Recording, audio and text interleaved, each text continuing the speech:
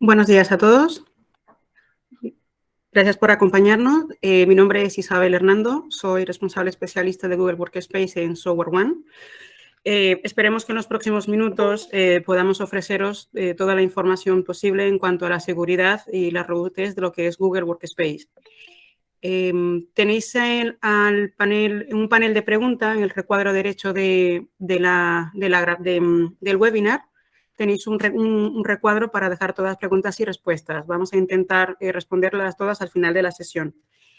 Nos acompaña Antonio Álvaro, es el responsable, el especialista de Workspace en Google Cloud. Y también nuestra compañera Jessica Rey, que es la Project Manager de Google en SoftwareOne.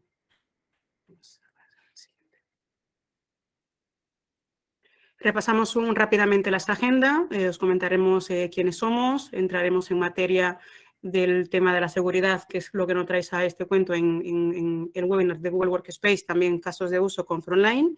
Y al final de la sesión tendremos una sesión de preguntas y respuestas que esperamos poder contestarlas lo mejor posible para todos. Los ponentes, como nosotros, como he comentado hace unos minutos. Y rápidamente os comentamos quiénes somos. Sé que imagino que la mayoría de vosotros nos conocéis. Somos Grupo SoftwareOne, somos un proveedor tecnológico global con más de 65.000 clientes, con presencia en más de 150 países.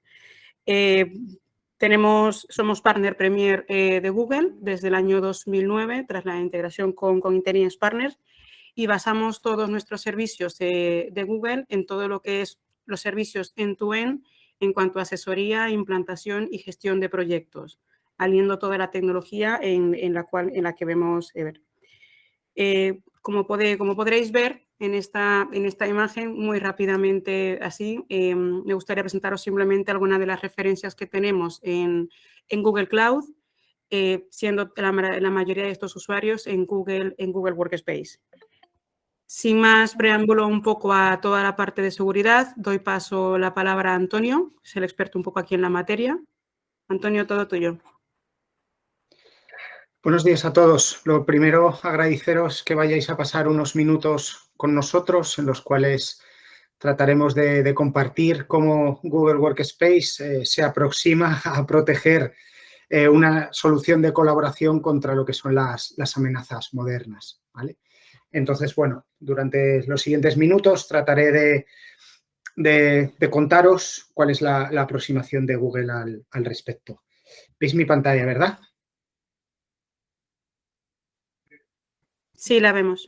Vale, perfecto.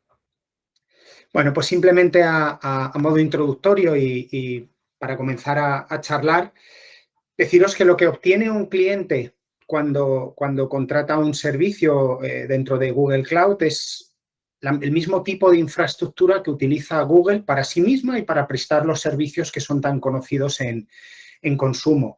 Y por lo tanto, lo que hacen es beneficiarse de todos los insights y todo el conocimiento que tiene Google gracias a estos servicios de consumo y empresariales. Y que decir tiene que Google es una empresa nativa cloud que presta servicios creados nativamente desde el cloud y por lo tanto llevamos cantidad de años de experiencia securizando servicios que se prestan desde la nube, como os digo, desde el punto de vista de consumo o empresarial. Y bueno, pues por daros un dato, en lo que es la parte de consumo tenemos 3 billones de usuarios americanos, ¿no? Como bien dice, el 3 billones son 3.000 millones de usuarios. La cantidad de información que somos capaces de ingestar y el know-how que obtenemos de ello no tiene comparación en el mercado. Y bueno, simplemente son, como os decía, algunos datos para abrir boca. De los 1.000 millones de usuarios que tenemos diarios consumiendo nuestras plataformas, por ejemplo, de consumo, pues extraemos cosas como que cada minuto detectamos 10 millones de mensajes de spam, ¿vale? 7.000 URLs engañosas. Y bueno, no quiero profundizar más, pero simplemente es deciros que todo esto se pone a disposición de nuestros clientes, ¿vale? Todo lo que somos capaces de detectar en el mundo empresarial y en el mundo de consumo, pues el Machine Learning que hay detrás lo que busca es evitar que nuestros clientes sufran cualquier tipo de amenaza a este respecto. Como os decía, Google es una solución nativa pura, ¿vale? La parte de Google Workspace ha nacido en la nube, ha nacido para colaborar y ha nacido en la nube directamente. No es la evolución de una solución on-prem que todavía está anclada a ciertas dependencias on-premise para la mayor parte de las compañías. Y esto lo que ayuda es a mitigar los riesgos, a reducir los costes, a reducir los vectores de ataques. Porque en nuestro caso, por ejemplo, solo necesitamos un navegador para poder consumir la solución a través de tráfico cifrado. En el contexto del navegador sucede todo y accedemos a consumir el servicio. La información reside por defecto en la nube, eso no quita para que podamos cacharla local y trabajar offline, pero la información se crea, se gestiona y se securiza en la nube. Esto simplifica mucho lo que es el contexto tradicional de una solución de productividad, que más allá de que parte del servicio o el servicio resida en la nube, tenemos que preocuparnos de un sistema operativo que hay que parchear, de un navegador que hay que parchear, de un paquete de ofimática que hay que parchear, de documentos que están on-prem y pueden contener en sí mismo exploits que sean perjudiciales para nuestra solución. Y esto lo único que hace es aumentar los vectores de ataque y las posibilidades de riesgo, ya que tenemos que tomar precaución sobre más posibles puntos de fallo, ¿vale?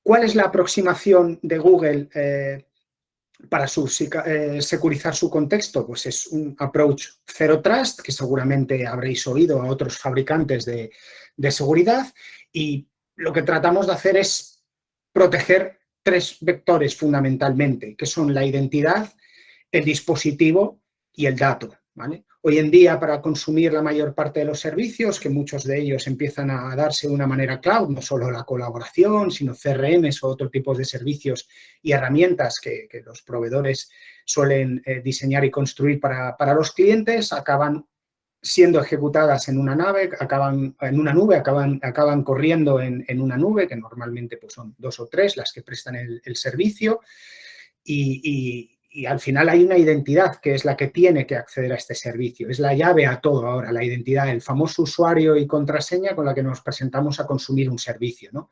Entonces, quizás es el primer vector o la primera cosa a tener en cuenta para securizar una solución en la nube, ¿vale? Entonces, es muy importante disponer de diferentes capacidades o funcionalidades que nos permitan proteger la identidad, ¿vale? Y ahora vamos a ver alguna de ellas. Un segundo factor de autentificación, que pueda estar basado en una llave FIDO, como hace Google. Google confía el segundo factor de autenticación en una llave hardware con un certificado, y desde que esto es así, pues no hemos tenido ningún robo de credenciales al respecto, pero pueden ser notificaciones push a un móvil, a otro tipo de dispositivos, contraseñas de un solo uso. Google hace mucho foco también, por ejemplo, internamente en la reutilización de contraseñas. La contraseña que tenemos en Google para acceder a la colaboración en los diferentes servicios o herramientas que Google nos presta a los empleados, no se permite que se reutilice esa contraseña para otros contextos o otros usos cotidianos de otros servicios, para evitar poner en riesgo la plataforma, ¿vale? Y son funcionalidades que se prestan. Y, por supuesto, todo lo que es Machine Learning por detrás, para tratar de detectar viajes imposibles, accesos de red de Tor o de Born, y siempre que Google detecta una amenaza contra la identidad, bien porque la sesión o la identidad puedan estar en riesgo, basado en todo el Machine Learning que hace Google sobre la conexión y la propia identidad, se lanzará un challenge al usuario, más allá de que tengamos configurado o no, por supuesto, un segundo factor de autenticación. ¿Cómo protegemos la identidad y cómo damos acceso a los servicios? No solo, ahora lo veremos más adelante, a Google Workspace, mediante un acceso contextual, ¿vale?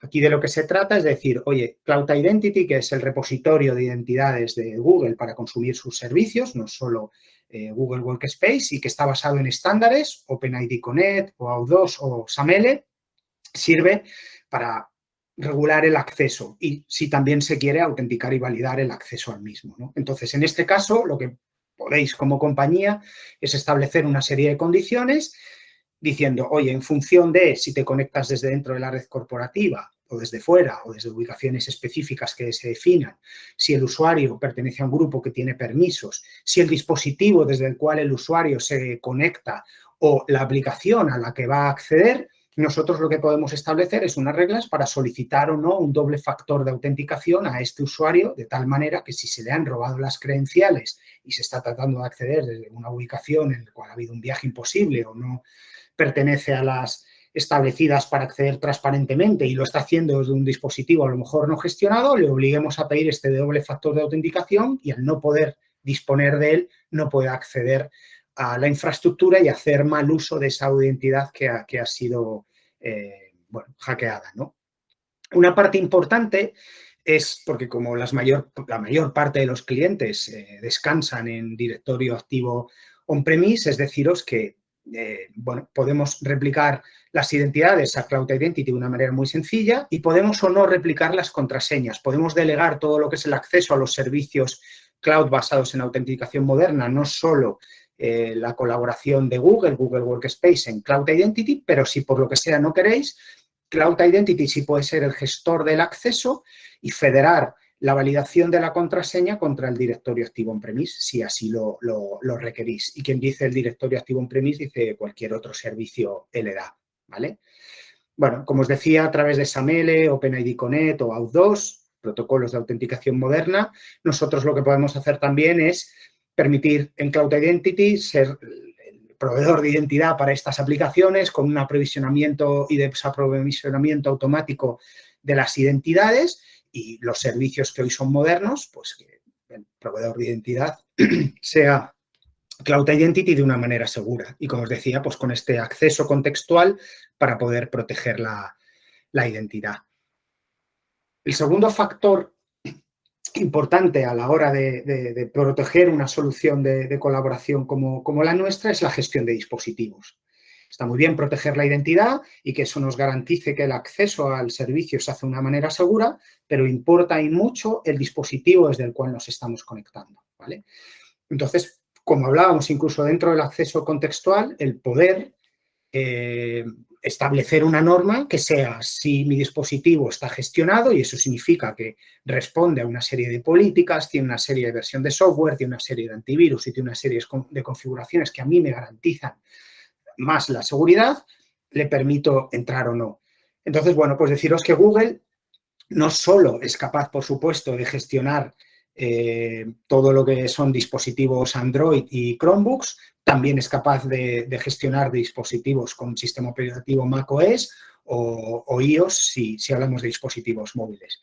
Y como al final, gracias a Dios, hoy en día vamos a un mundo de estándares, el estándar Mauri que utiliza Microsoft para poder acceder y llamar a las diferentes capas y funcionalidades de su sistema operativo, es algo que es público, lo mismo que hace Google con toda la parte de Word Profile en Android en sus dispositivos móviles.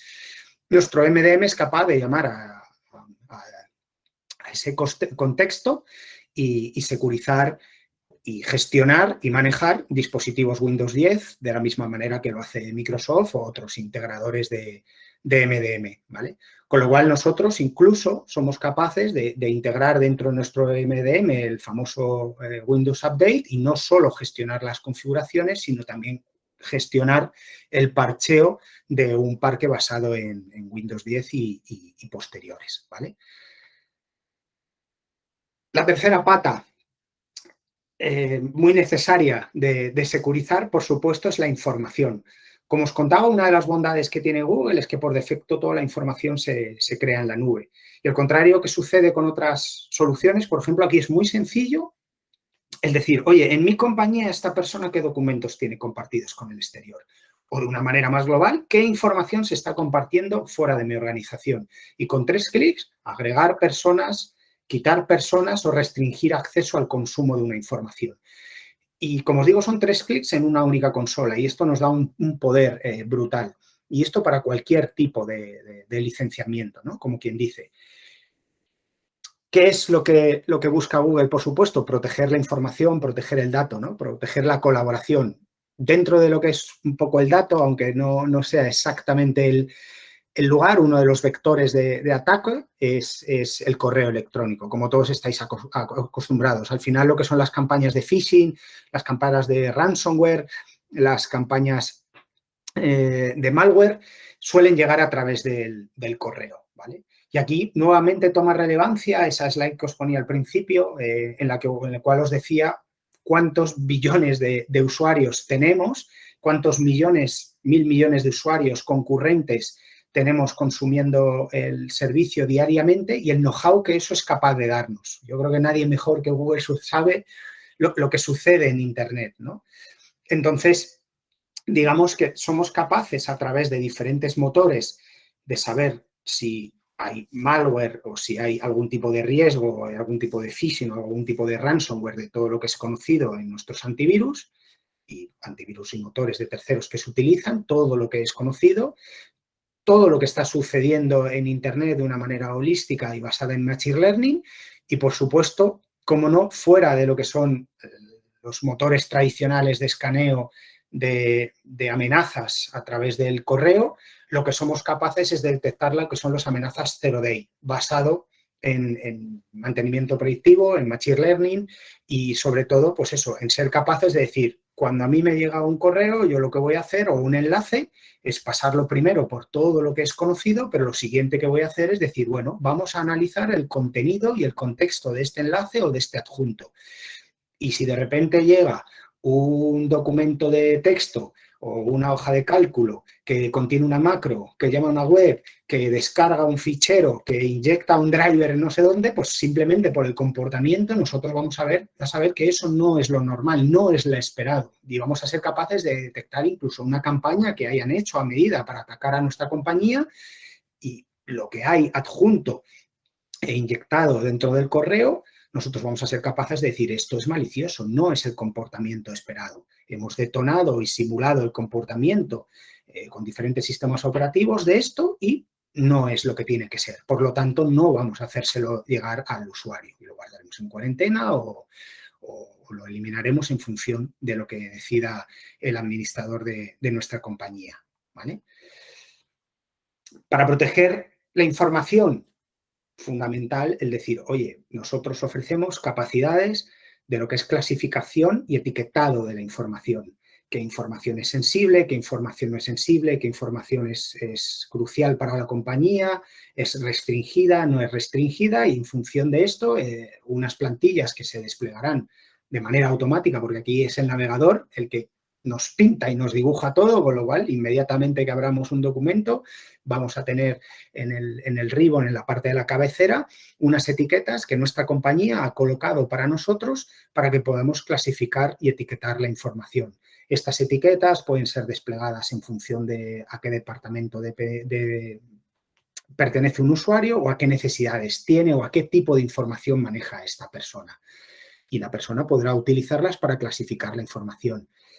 Dicho esto, podremos utilizar el DLP para hacer una clasificación automática de la información. Más allá de que establezcamos etiquetas y clasificación para que un usuario pueda gestionar dicha información, podemos poner al DLP con estas etiquetas o con otras en base a información, cuerpo de los mensajes, cabeceras de los correos, de títulos de los documentos o contenido de los mismos, podemos pedir una clasificación automática de esta información.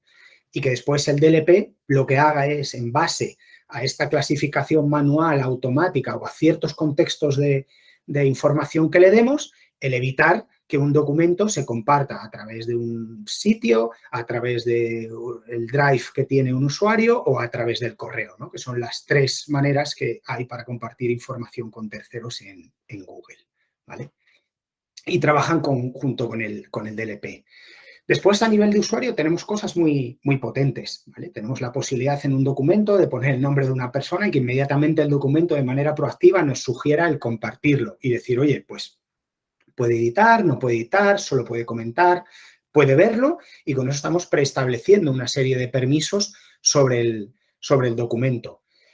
Podemos darle fecha de expiración, es decir, yo comparto un documento con alguien de dentro o con alguien de fuera de mi compañía, pero quiero que solo tenga acceso al documento durante X días, porque es cuando él va a tener que hacer la iteración o aportar el valor o colaborar en el documento y a partir de ahí no quiero que tenga acceso. Y directamente desde la compartición podemos establecer esa norma y despreocuparnos de si esa persona tiene acceso posterior al documento. Algo muy importante también y muy relevante es que nosotros podemos compartir un documento con una persona dentro de nuestra compañía o con una persona desde fuera de nuestra compañía, darle poderes totales sobre el documento para que lo edite y haga los cambios que necesite, pero podemos decir, oye, a su vez, esta persona no quiero que lo comparta con un tercero, no quiero que lo imprima y no quiero que pueda descargarlo, pero sí que trabaje en él, ¿vale? Y esto lo mismo, ayuda a salvaguardar la información de una manera muy positiva, ¿vale?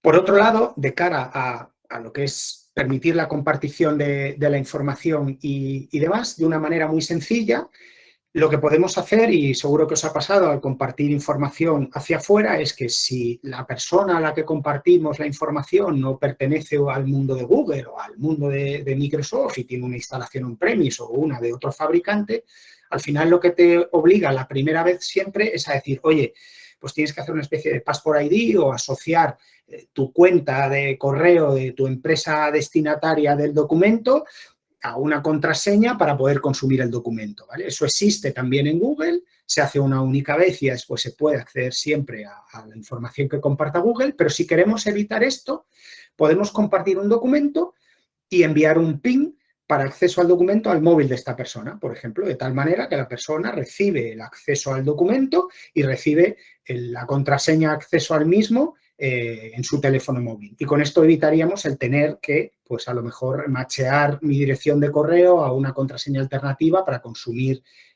la información, ¿vale? Y facilitar así el acceso al usuario. Y ya tanto sin que suene tanto a protección de datos, aunque lo es, os quiero hablar de otra de las funcionalidades que hay dentro de Google Workspace, como es Vault, ¿vale? Vault lo que nos va a permitir es guardar y mantener la información por un tiempo determinado. Podemos tener un litigation hold, un legal hold, un requerimiento legal a nuestra compañía, bajo la cual nosotros tenemos que garantizar la inmutabilidad del dato. Es decir, no va a haber modificaciones sobre la información y además esto puede ser una prueba legal, ¿no? Entonces nosotros podemos configurar una política de retención en base a un contexto, usuario, cuerpo, contenido y decir, esta información no va a cambiar y si alguien la borra, nos garantizamos que va a haber, o la modifica, nos garantizamos que va a haber una copia con valor legal, ¿vale? Usaremos eDiscovery para buscar la información y después le podremos poner un hold. Y esto se puede hacer también de manera proactiva, por cumplimiento normativo, dependiendo de la industria a la que pertenezca nuestra compañía o simplemente porque es un requerimiento interno, es decir, oye, este tipo de información o esta información o este contexto o este grupo de trabajo, yo quiero guardar la información durante 5 años y así garantizar que aunque haya modificaciones, tengo una copia de la misma y de las modificaciones, por supuesto. Establezco proactivamente una política de retención y retengo la información. Pero también, por ejemplo, de cara a cumplimiento con GDPR y otras políticas y estándares del mercado, el utilizar las políticas no para borrar y retener información, perdón, no para retener información, sino para borrar información. Es decir, tengo información sensible de la compañía o tengo información sensible de clientes que a lo mejor en un momento determinado del tiempo ya no es válido para la compañía y es una información de un cliente o es personal de un cliente. Si se filtra, a mí me puede poner en un compromiso y, oye, yo pongo una política que decir, todo aquel cliente que deja de serlo, pues durante 2 años guardo la información porque legalmente es un requerimiento, pero después la borro porque no quiero guardar datos personales porque va en contra de GDPR o puede ser susceptible de ser exfiltrada por error o no error ante un ataque y eso me comprometa, ¿no? Entonces, Vault, como os digo, sirve para retener información y nos sirve para guardar información y borrar información por otro lado, ¿vale? Y tenemos un centro de búsqueda, la información, por supuesto, es portable y es una medida más de seguridad o de cumplimiento normativo. Y para finalizar, casi, deciros que Google, por supuesto, puede construir diferentes dashboards y cuadros de mando en función de lo que cada cliente necesite. Al final, dentro de lo que es la consola de seguridad, lo que nosotros vamos a disponer es de lo que son las best practices de Google para proteger la identidad, para proteger el dato, los dispositivos y demás. Es donde Google va a ir publicando las diferentes nuevas funcionalidades o configuraciones que tenemos relativas a la seguridad, nos va a dar un baseline y nos va a decir, oye, esto es recomendable tenerlo respecto a la identidad. Esto es lo que obtienes si lo configuras. Este es el impacto que va a tener en tu solución si lo configuras. Y este es el riesgo que mitiga, de tal manera que el administrador pueda decidir si implementarlo o no, ¿vale?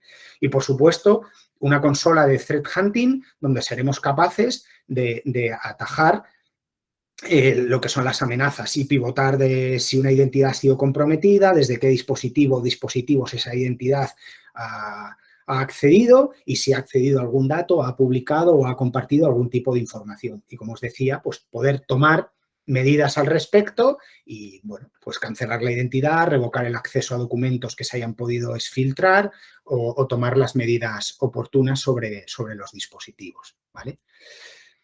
Como no solo de colaboración vive una compañía y no todos los servicios se consumen a través de un navegador, no todas las empresas tienen ese grado de madurez o ese enfoque, hay que pensar en la seguridad transversal en el puesto. Entonces, está claro que dentro de Google Workspace nosotros somos capaces de proteger la identidad, los dispositivos, el dato y garantizar, nada es infalible, ¿no? Pero minimizar el riesgo al máximo de lo que es nuestra solución de productividad. Pero entendemos que hay otra serie de servicios que se consumen desde un puesto de trabajo, que no pasan por ser Google Workspace y donde también hay información, hay datos o puede viajar una identidad, ¿no? Entonces, de aquí el partnership que nosotros tenemos con fabricantes de seguridad tan punteros como Palo Alto o CrowdStrike, que relativo a un CASB que regula el shadow IT que estamos consumiendo o nos garantiza también el viaje de la información desde un PC a otras nubes o otros servicios a través de, como os decía, un servicio de CASB o de un EDR, es decir, igual que os contaba cómo funciona una sandbox para el correo, es decir, pues algo parecido en un PC. El que si hay un comportamiento anómalo en el PC, más allá de que el PC esté correctamente gestionado, tenga sus antivirus o demás, permitir que Palo Alto o CrowdStrike, como os digo, los dos mejores fabricantes del mercado, nos digan, yo detecto un riesgo en el PC, hay un comportamiento anómalo en el PC, esto se lo cuente a nuestro acceso contextual porque comparten los IOCs y evitemos que se acceda al servicio y podamos tomar medidas de remediación al respecto. Y, bueno, como no, pues si lo que hay detrás es un Chromebook con Chrome Enterprise, si lo que tenemos detrás son las llaves FIDO, si lo que tenemos detrás es nuestro servicio end-to-end de Chronicle, pues lo que haremos es enriquecer cualquier tipo de acceso a servicio y desde el punto de vista del PC o del acceso hacia otros servicios es estar protegidos por completo. Y, bueno, esto es un poco las pinceladas que quería compartir con vosotros acerca de cuál es la aproximación de Google con respecto a la colaboración y cuando pensamos en un puesto end-to-end, el dejaros saber que tenemos integración nativa con, de momento, 2 de los fabricantes más importantes que hay en el mercado para terminar de completar la solución en aquellos clientes que así lo requieran o necesiten.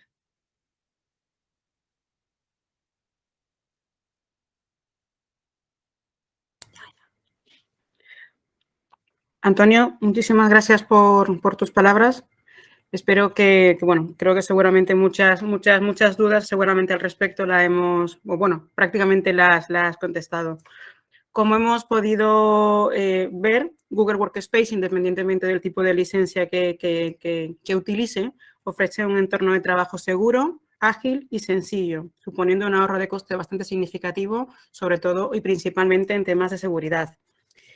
En ese sentido, y un ejemplo muy claro al hilo de lo que está comentando y también como estáis viendo en la pantalla, queremos, por ejemplo, repasar lo que son las licencias Frontline, que son los usuarios o el tipo de empleados que hasta ahora es el colectivo que en las empresas no se ha fijado y no ha invertido en que tenga un modelo de comunicación digital para que pueda acceder pues, a toda la herramienta de trabajo que necesite. Hablamos de un dependiente, hablamos de un celador, hablamos de un operario de fábrica, un técnico de mantenimiento. Y en este mismo hilo, mi compañera Jessica nos va a comentar algunos casos de uso en la cual cómo se pueden implementar este tipo de soluciones con todo el tema de seguridad. Gracias, Isa. Pues las licencias Frontline son un tipo de licencias que sobre todo sirven para dotar de identidad digital a los frontline workers, ¿vale? A ese colectivo que se había quedado pues, un poco fuera de lo que es la organización y la administración de las compañías. ¿Qué nos ofrecen estas licencias Frontline? Además de toda la seguridad que os ha comentado Antonio, ¿vale? Que es una parte muy importante, os va a ofrecer correo electrónico, ¿vale? Os va a ofrecer un dominio de correo electrónico corporativo. Os va a ofrecer también una herramienta de comunicación, ¿vale? Incluyen Meet y Chat, estas licencias. Van a tener un espacio de almacenamiento, tienen también Drive y van a poder utilizar, evidentemente, todo el sistema ofimático, ¿vale? La gestión de ofimática que tiene Google Workspace. Eso añadido a la seguridad, ¿vale? Pues ofrece un sistema y unas licencias a un precio muy competitivo. Según nuestra experiencia, ¿en qué las hemos ido utilizando? Pues en diferentes sectores, ¿vale? Y os doy un par de ejemplos. Tenemos una empresa que está dedicada a la distribución alimentaria, ¿vale? Tienen alrededor de 4.000 usuarios en Google Workspace y recientemente han adquirido varias licencias, varios cientos de licencias en realidad, ¿vale? Para dotar de identidad digital a sus franquiciados, a sus proveedores y a colaboradores, ¿vale? ¿Qué consiguen con esto? Homogeneizar las comunicaciones y que tengan un acceso a una herramienta única de comunicación como es Meet y como es Chat, ¿vale? Otro ejemplo, tenemos una empresa que se dedica a trabajadores de campo, ¿vale? Es una empresa que tiene una sede y tiene cientos de trabajadores distribuidos siempre en las calles y en las ciudades. Y aparte de esta gestión, de esta identidad digital que les estamos dando a los trabajadores, a nuestros frontline workers, lo han utilizado también para hacer una gestión de los dispositivos corporativos, ¿vale? de móviles y tablets, gracias a la funcionalidad MDM que incorpora también estas licencias, ¿vale? Y por último, os pongo un ejemplo, si queréis un poco menos, digamos, generalista, ¿vale? Y un poco más específico, ¿vale? Tenemos algunos clientes que pertenecen al sector retail, para los que hemos desarrollado una aplicación específica de negocio, ¿vale? La hemos desarrollado en una plataforma que se incluye en Google Workspace que se llama AppSheet, ¿vale? Es una plataforma de desarrollo de código no-code. La inversión es muy bajita. Los usuarios con licencias Frontline tienen acceso también a este tipo de aplicaciones y han dado este tipo de identidades a personal de tiendas, ¿vale? Para que pudieran acceder a este tipo de aplicaciones. Vale, entonces, un poco como resumen y ya le devuelvo la palabra a Isabel. ¿Qué hemos resuelto? ¿Qué hemos solucionado? Pues tenemos una homogeneidad en las comunicaciones, ¿vale? Proveemos una única herramienta de comunicación y de interacción con todos los empleados, con todos los compañeros, con proveedores, con colaboradores y con todos los agentes que tengamos que no son propiamente de oficina, ¿vale? Tenemos control sobre la información, sobre qué documentos compartimos, cómo los compartimos, con quién los compartimos, ¿vale? Lo que os ha comentado Antonio de la expiración del tiempo de compartición, ¿vale? Tenemos todo el control sobre esa información y evitamos que los trabajadores al final se busquen de alguna manera las soluciones por su cuenta y acaben utilizando otras herramientas de comunicación, otra forma de compartir y de colaborar en documentos, ¿vale? Nos aseguramos que no perdemos información, ¿vale? Tanto por la parte de los documentos como por la parte de los dispositivos móviles, porque los vamos a tener gestionados con MDM.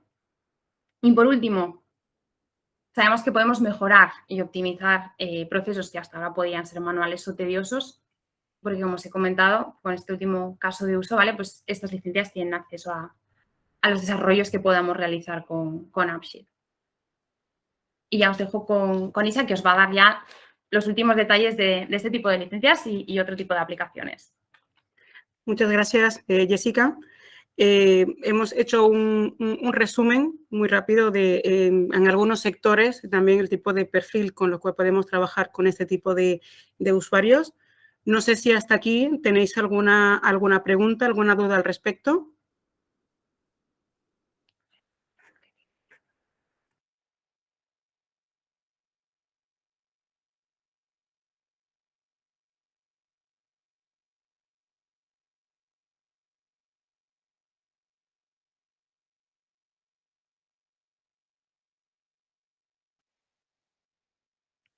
No, por mi parte no. De acuerdo.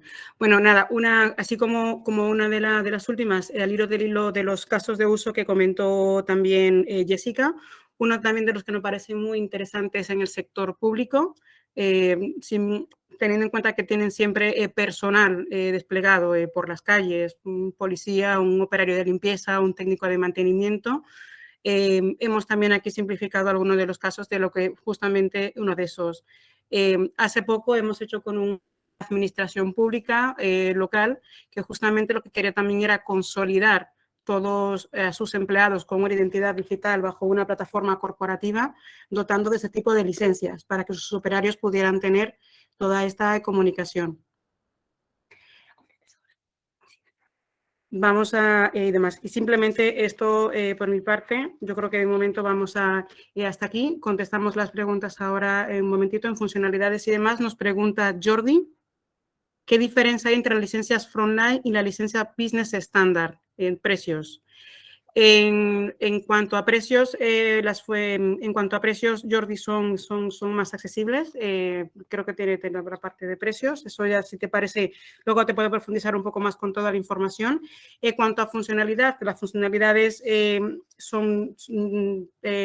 puede variar sobre todo en cuanto a tema de almacenamiento. Tiene un almacenamiento más reducido que la parte de estándar, pero sí puedes ganar en cuanto a la diferencia toda la gestión de dispositivos móviles que ya lo tiene incluida la Frontline.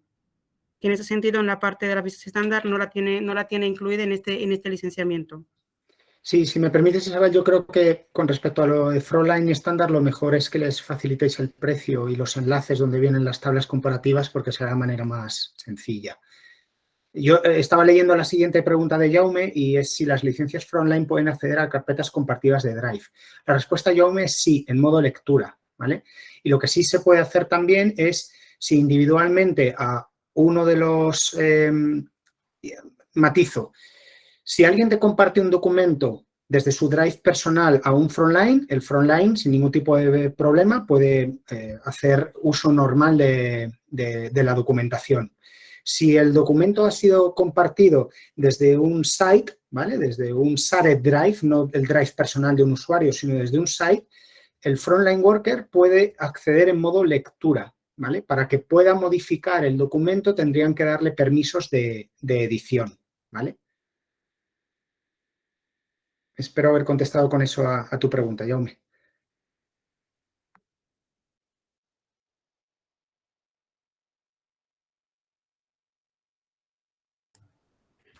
Muchísimas gracias, Antonio.